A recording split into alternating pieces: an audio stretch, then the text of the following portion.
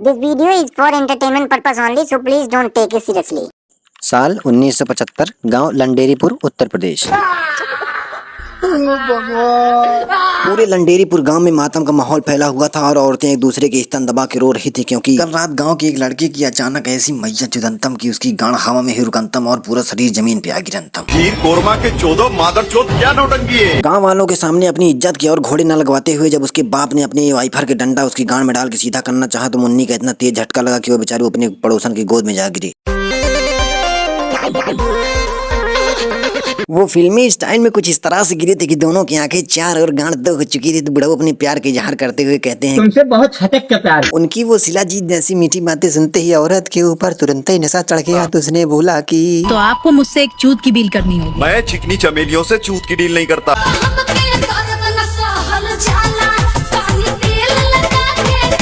वहीं गांव के दो रिपोर्टर राजेंद्र रड़ुआ और अरुण जख्मी खिड़की से उन दोनों का मौखिक संभोग देख रहे थे और संभोग देखते देखते वो दोनों एक दूसरे के ऊपर चढ़ बैठते। भोसड़ी वाली ये क्या करती तुम? ये दोनों चुदाई खाने से शकल वाले रिपोर्टरों की आपस में लड़ाई हो जाती है। फिर राजेंद्र रड़ुआ छत पे जाके इस पूरे मर्डर केस के बारे में पुलिस को बताना चाहते हैं, पर वो फोन कहीं और लग जाता है।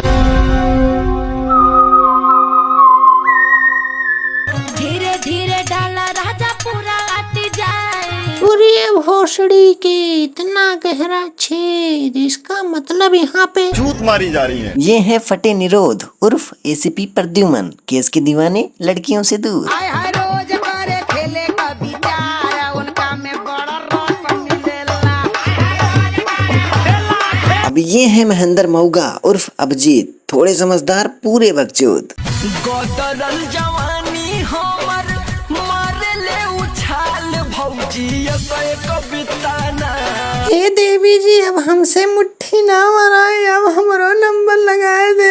अब ये है बरमुंडा बुर कुमार, यानी मैं ऑफिसर चोदुदया, काम से दुश्मनी पर गाड़ के दीवाने। यही वो तीनों भड़वे ऑफिसर्स हैं जिनको ये केस सॉल्व करने की जिम्मेदारी दी जाती है। मौके की गंभीरता को समझते हुए मैंने अपने 1200 वाट के करंट को अपने साइकिल में जोड़ के इंजन स्टार्ट कर दिया और उसी 2 चक्के वाले यंत्र पे बैठ के हम लोग अपने मिशन की ओर निकल गए। हम जैसे ही वहां पे पहुंचे थे सीपी साहब तड़तड़ाटिया उतर गए और सबसे आगे जाके हमें पीछे से फॉलो करने के लिए बोले। हम बस गेट के पास पहुंचे ही थे कि इतनी देर में एक महिला सामने आ गई और सीपी साहब को रोक के पूछने लगी, अरे अरे अरे अरे अरे बैंड के लौड़ो, कहाँ घुसे चले जा रहे हो? कौन हो तुम लोग? ये कहाँ जा रहे हैं मादरचोद? अपने लिंग को हमेशा विरामा अवस्था में रखने वाले एसीपी साहब के कूल्हों में आज एक कन्या ने हाथ डाल दिया था। तो मन ही मन वो गाली देने लगे, तहरी मैया आज हम और बहुत गुस्से के मारे उन्होंने अपना आईडी कार्ड निकाला और उसे दिखाते हुए बोले कि सीआईडी ये भोसड़ी क्या है? इसकी माँ का पीरी से भी थोड़ी देर तो मेरी समझे में नहीं आया यार, इस तरह अनपढ़ कोई कैसे हो सकता है। फिर मैंने सोचा यार है तो औरत है, एक ट्राई तो मार ही सकते हैं। अभिजीत और एसीपी सर को मैंने पीछे धक्का दे दिया और मैं सीधे आके उसके सामने खड़ा हो गया। मैं सामने तो आके खड़ा हो गया था, लेकिन मुझे कोई लौड़ा समझे नहीं आ रहा था कि शुरुआत कहाँ से करूँ। तो मैंने सोचा चलो अपनी ड्यूटी के पहले दिन से शुरुआत करते हैं। पहले जब आई गवनवा मोरे सासू से झगड़ा हो गया। बारे गुलाम बड़े दिस भागीता हमें, बारे गुलाम बड़े दिस।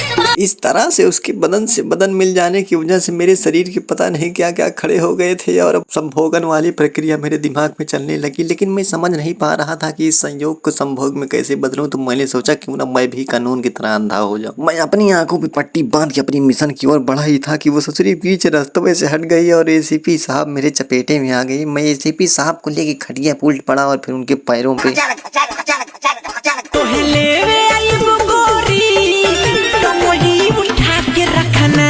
लड़की बाजी से हजारों किलोमीटर दूर रहने वाले अपने एसीपी सर की इज्जत पे आज मैंने हमला कर दिया था। लेकिन मुझे अभी तक लंड पता ही नहीं चला था कि मैंने एसएससी का फॉर्म भरा था, लेकिन यूपीएससी के पेपर में बैठ गया हूँ। तो गुस्से में आके एसीपी सर ने जब मुझे उठाया और मेरी आंख पे लगी हुई वो सफेद पट्टी हटाई तो उधर के मारे मेरी गांड के तो चीथड़े उड़ गए। फिर एसीपी साहब ने मुझे घसीटा और घुमा के मेरी गांड पे इतना लात मारा कि मेरे गांड में घुसी हुई डट्टी मेरे मुंह से निकल आई।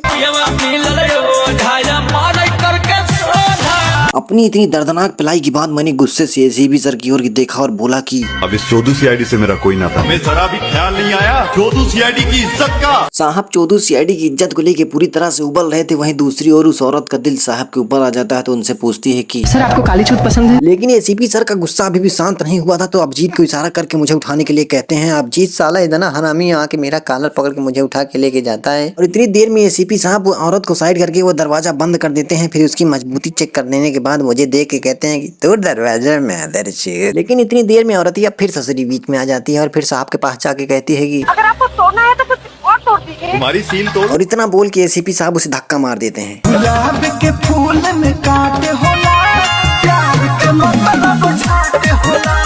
गेट तोड़ने का काम तो मैं तब से करता था जब बिना चड्डी के हमें साइकिल के चक्का पूरे गांव में नचा आता था। तो मैंने बस 2 कदम बढ़ाया और मादरचोद सफलता पूर्वक अपने कंधे की मैया चुदुआ है मेरी रब से मरवा बचा के सबसे। ये मादरचोद एसीपी हर वक्त मेरी गांड मारता है तो मैंने कहा आवाज ही न होगी गांड तोड़ देंगे हम। तो मैंने उनका कॉलर पकड़ा और फिर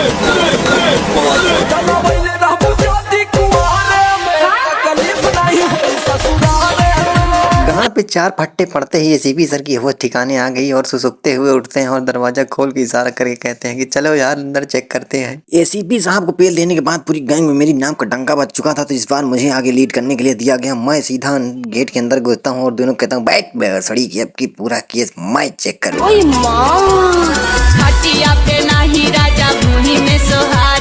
पूरी बॉडी का गहन अध्ययन करने के बाद मैंने पाया कि सब तो पूरा लेटा हुआ था लेकिन बीच में पता नहीं ये गरम गरम क्या खड़ा हुआ था। कुल मिला के मैं इस कंक्लूजन पे पहुंचा था कि साला इसमें तो मुझे कुछ समझे नहीं आ रहा है। तो मैं सीधा खड़ा हुआ और एसीपी सर के पास गया और वहां बैठ के मैंने इशारे से समझाया कि सर पूरी बॉडी तो लेटी है, पता नहीं 2 इंची क्या खड़ा है। तो सर तुरंत समझ गया और इशारे से मुझे बताया कि पूरे घर वालों को यहाँ बुलाओ, हो न हो इसकी चूत मारी जा रही है।